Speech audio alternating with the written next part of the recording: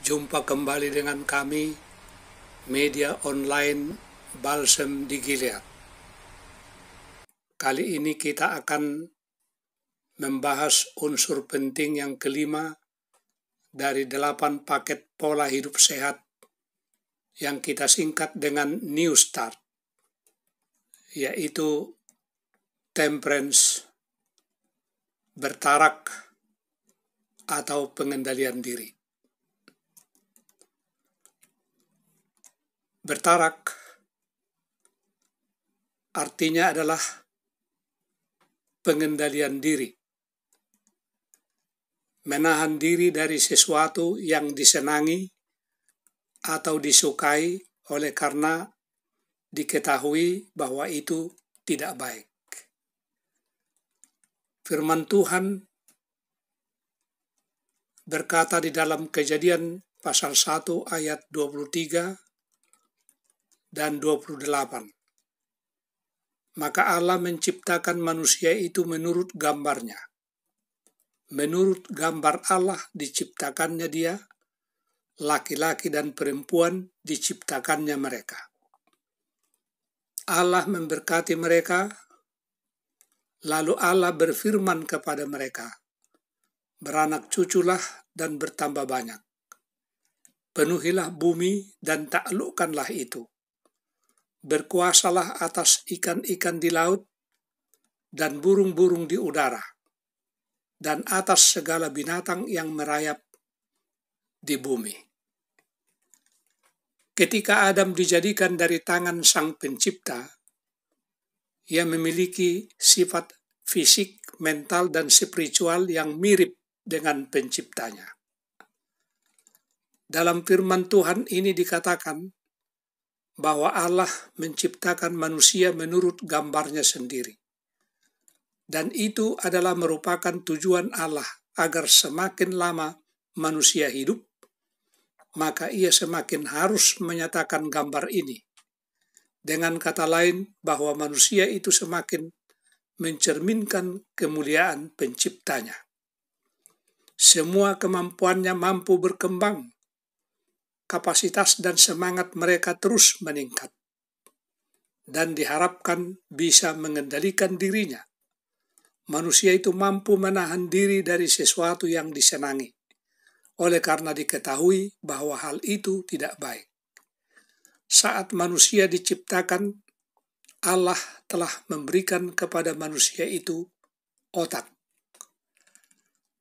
Saudara pemirsa, otak manusia terbuat dari sekitar 100 miliar sel saraf yang disebut neuron yang mengendalikan kemampuan untuk berpikir, berbicara, merasa, melihat, mendengar, bernafas, dan membuat memori.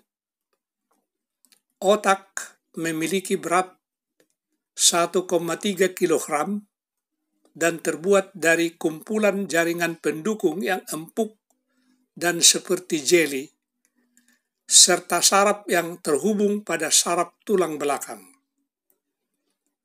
Bagaimana otak itu menimbulkan suatu stimulan?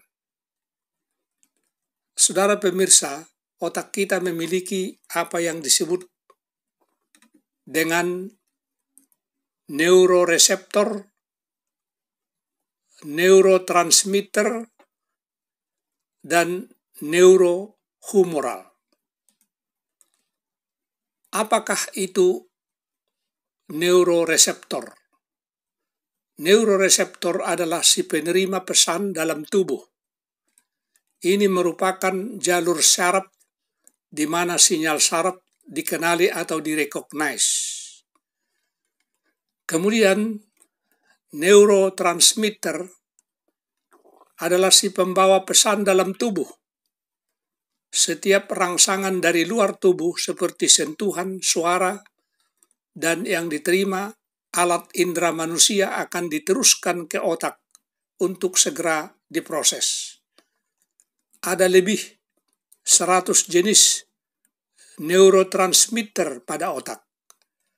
Jadi, neurotransmitter adalah si penyampai pesan dari sel saraf yang satu ke sel saraf yang menjadi targetnya. Nah, neurohumoral adalah merupakan agen kimia yang merangsang dan meningkatkan misalnya denyut jantung. Ketiga, hal inilah yang menjadi stimulan kepada otak. Saudara-saudara pemirsa, ada beberapa hal yang dapat Anda dan saya perlu lakukan untuk menjaga otak agar tetap sehat dengan jalan mengendalikan beberapa faktor berikut ini.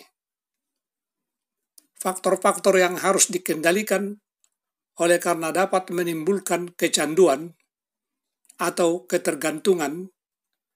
Yang pertama adalah minuman seperti alkohol, kopi, dan teh. Faktor yang kedua adalah makanan. Dan faktor yang ketiga ialah rokok. Faktor-faktor yang harus dikendalikan oleh karena dapat menimbulkan kecanduan atau ketergantungan.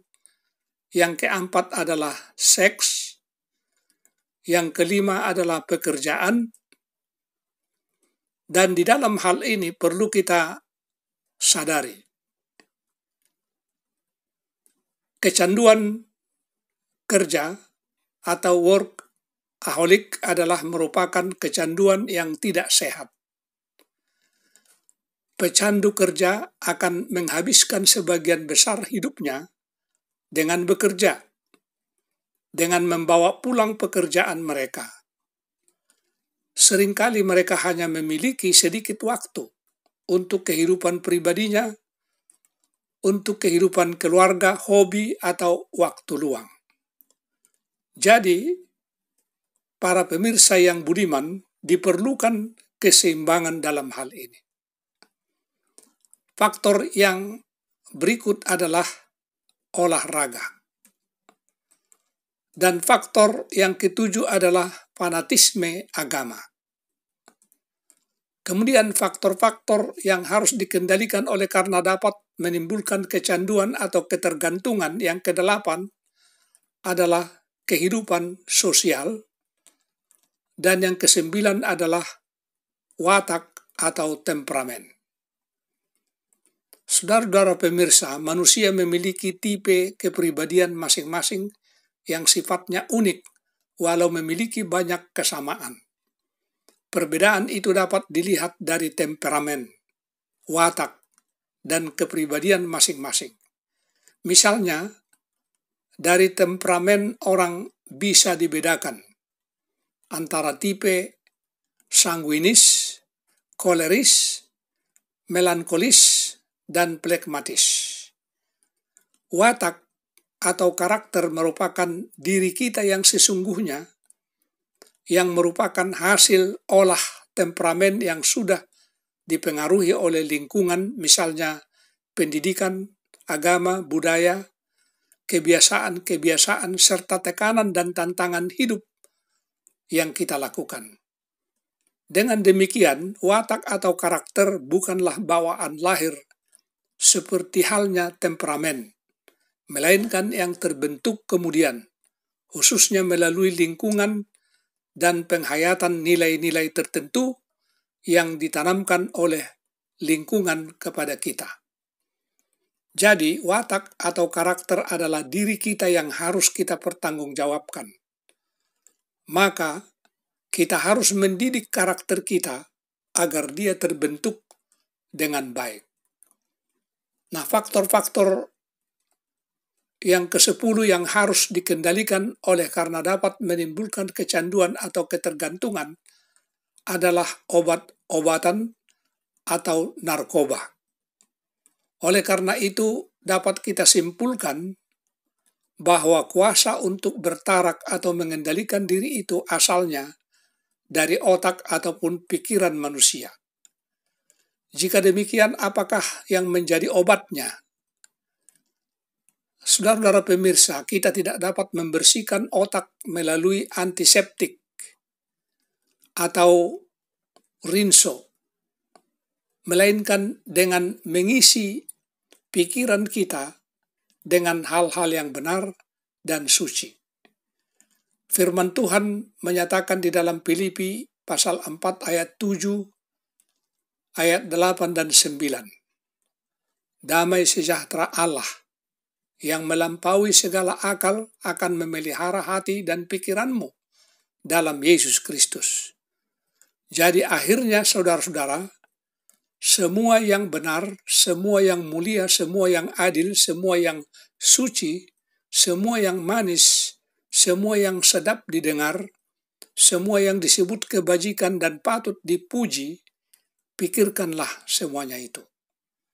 Dan apa yang telah kamu pelajari, dan apa yang telah kamu terima, dan apa yang telah kamu dengar, dan apa yang telah kamu lihat padaku, lakukanlah itu. Maka Allah sumber damai sejahtera akan menyertai kamu. Kemudian di dalam firman Tuhan Galatia pasal 5 ayat 22 dan 23 dinyatakan di sana, tetapi buah roh ialah kasih, sukacita, damai sejahtera, kesabaran, kemurahan, kebaikan, kesetiaan, kelemah lembutan, penguasaan diri. Tidak ada hukum yang menentang hal-hal itu. Sampai di sini pembelajaran kita. Kiranya pelajaran ini dapat bermanfaat bagi kita masing-masing. Kiranya Tuhan memberkati kita. Terima kasih.